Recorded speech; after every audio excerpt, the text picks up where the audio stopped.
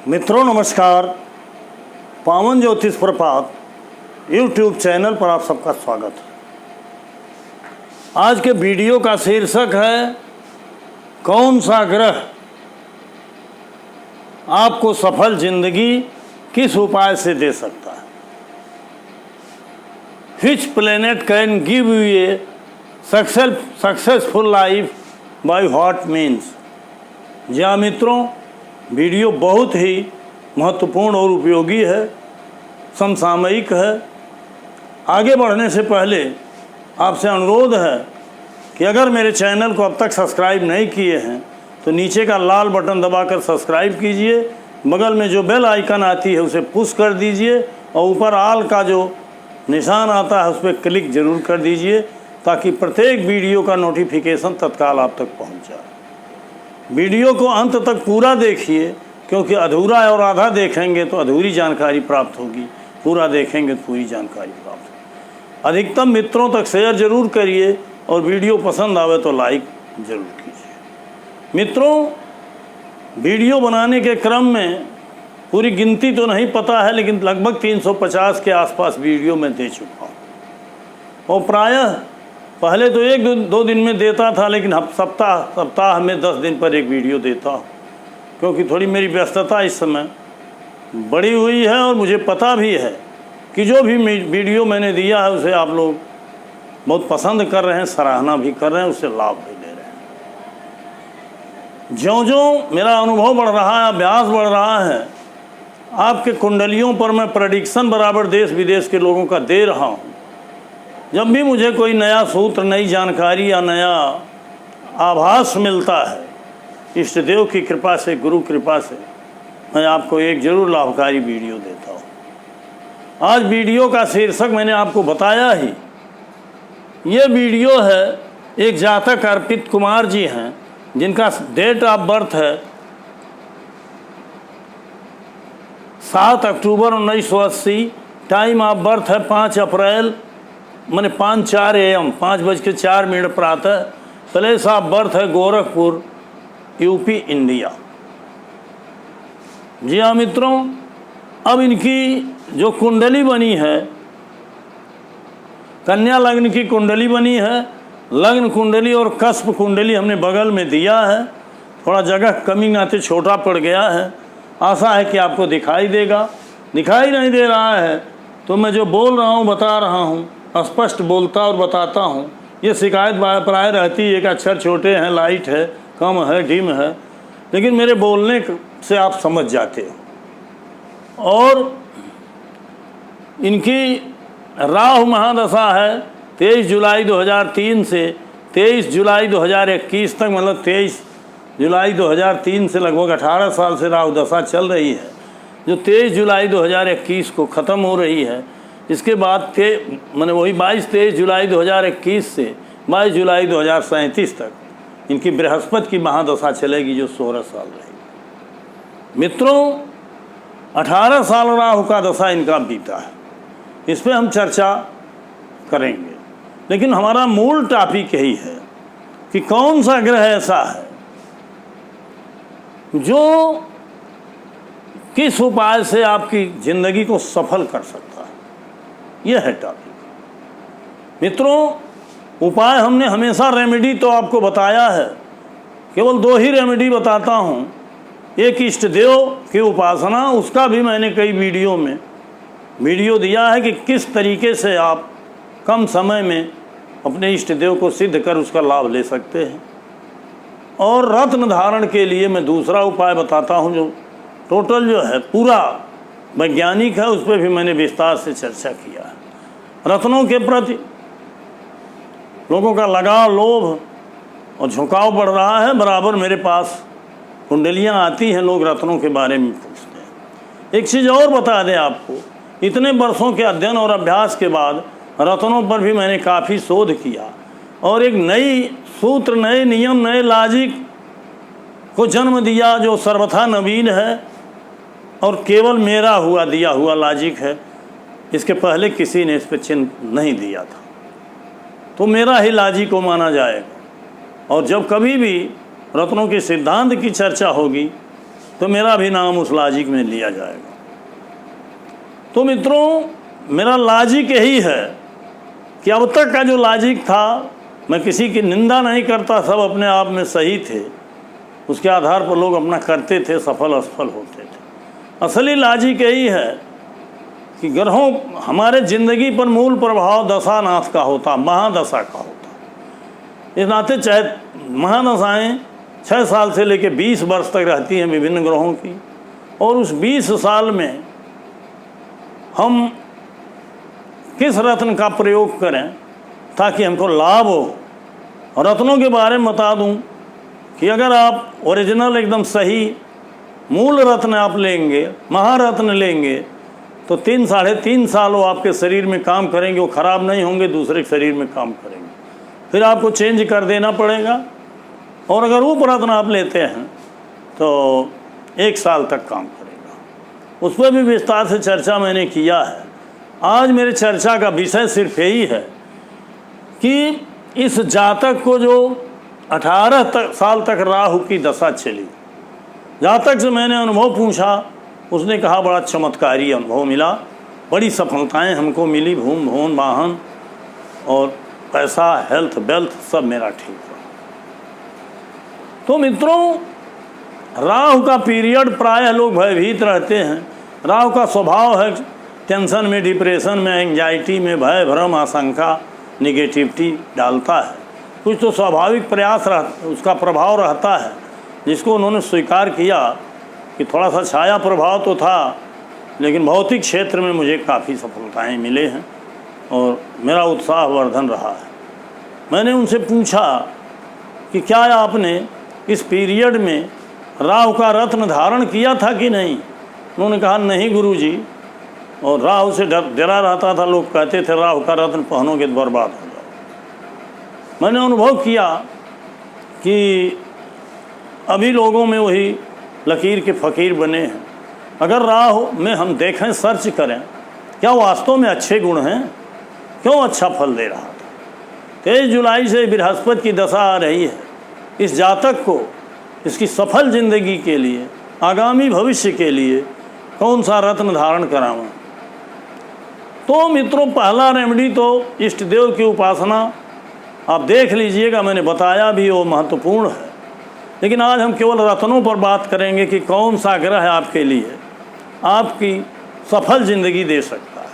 पहली बात तो ये जानिए, जिसकी महादशा चल रही है, महादशा अगर अच्छा फल नहीं दे रहा है तो उतने साल तक, जितने साल तक महादशा है, आपको संकट झेलना है।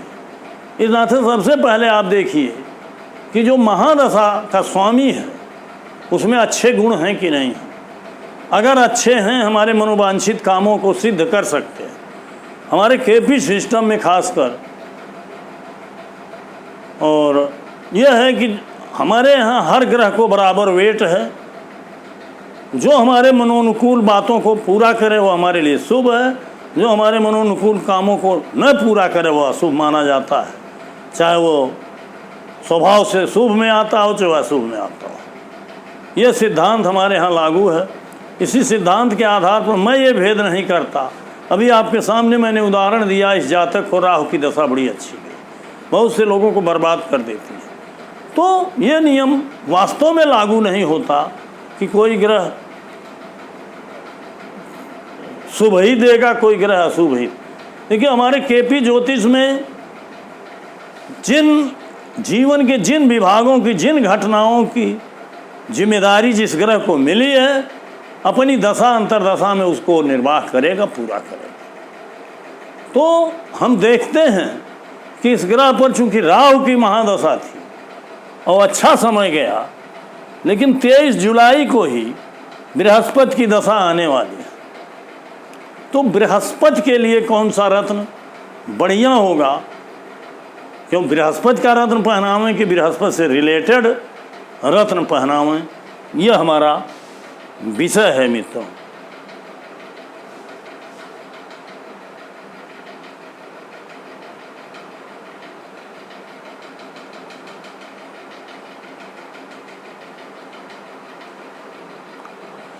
अब आते हैं हम कुंडली में। यहाँ हमारा मेन ध्येय है कि आप देखिए इस कुंडली का सर्वश्रेष्ठ ग्रह कौन है।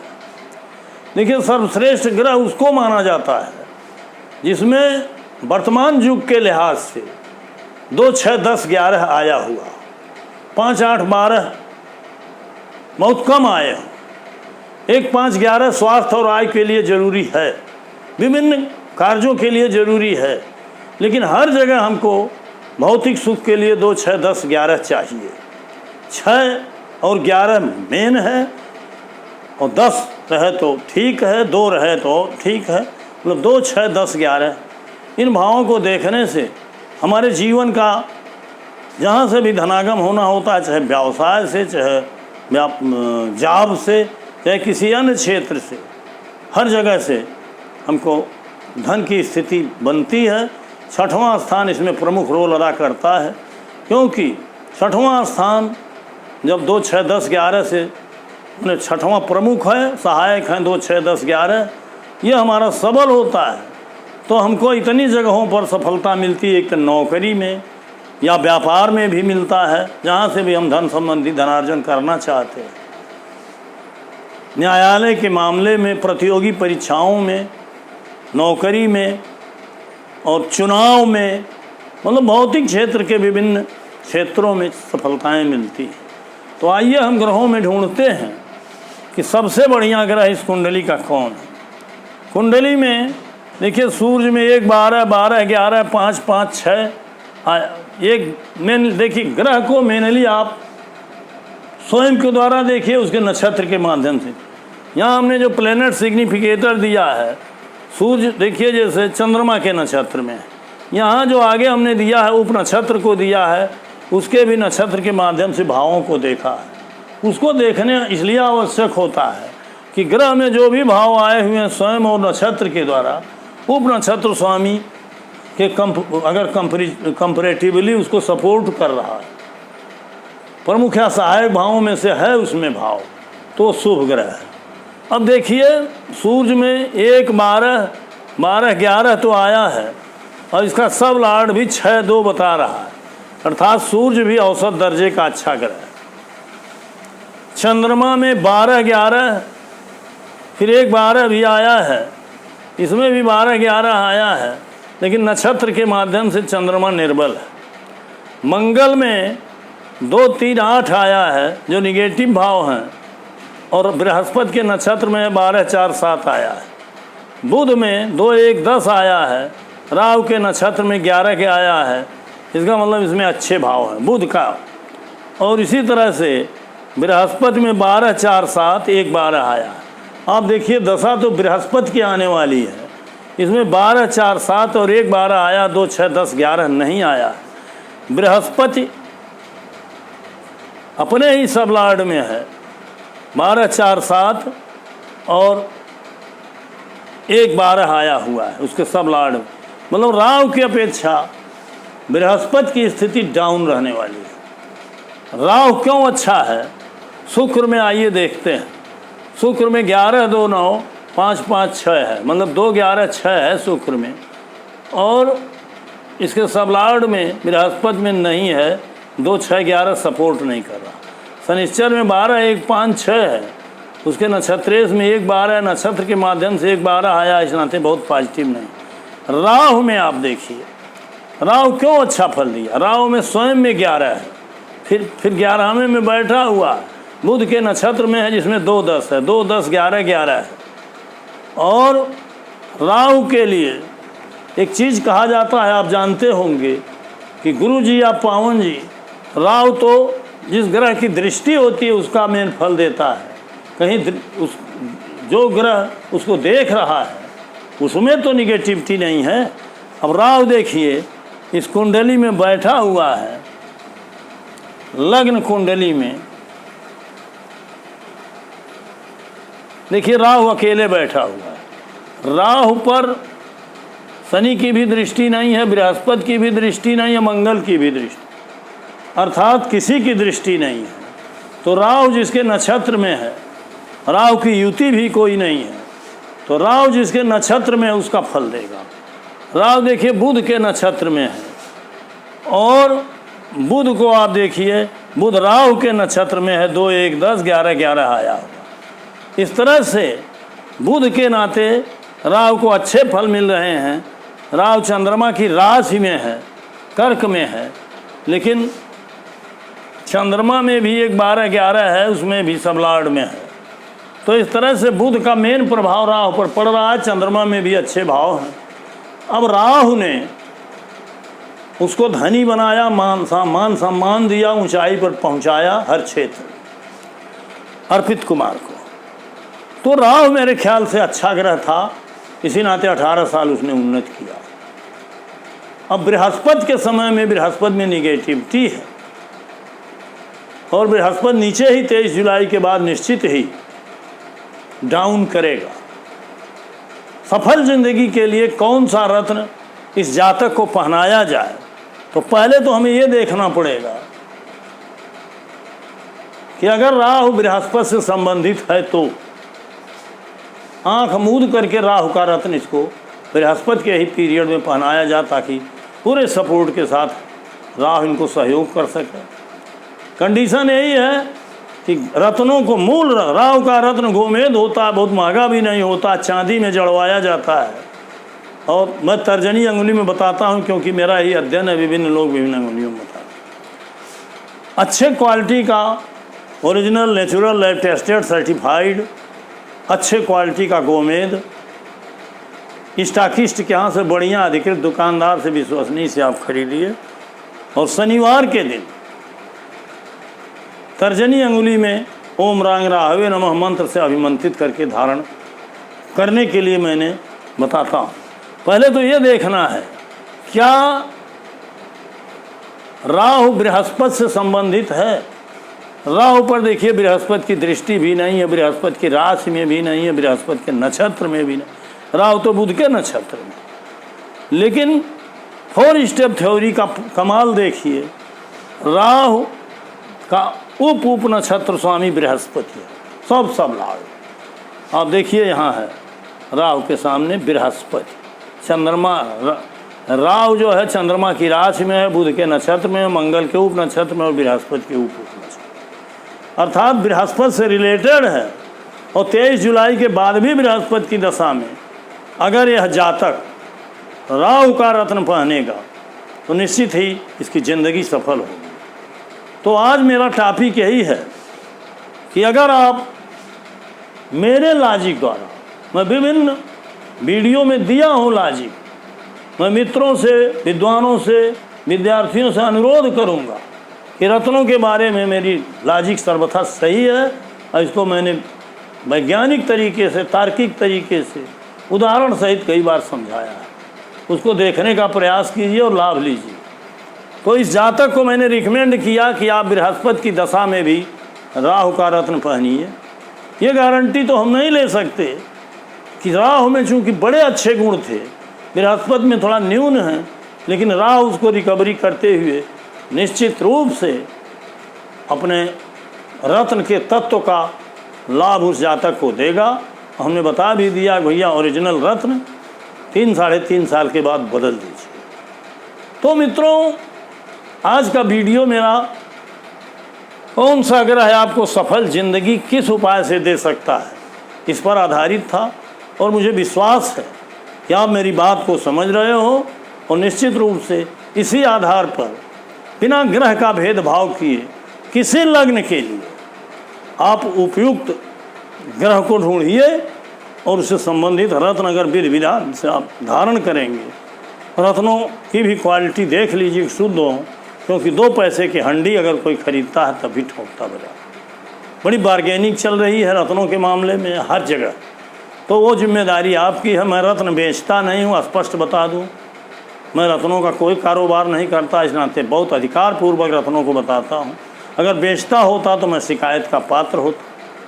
तो मित्रों, ये वीडियो निश्चित ही आपका पथ प्रदर्शक बनेगा और इसके माध्यम से आप सही रत्नों का चयन करके अपने जीवन को सफल बना सकेंगे। यही मेरी शुभकामना है, आशा है, अपेक्षा है। मैं अब आज का वीडियो ही समाप्त करता हूँ। बहुत बहुत धन्यवाद। पुनः हार्दिक शुभकामनाएं।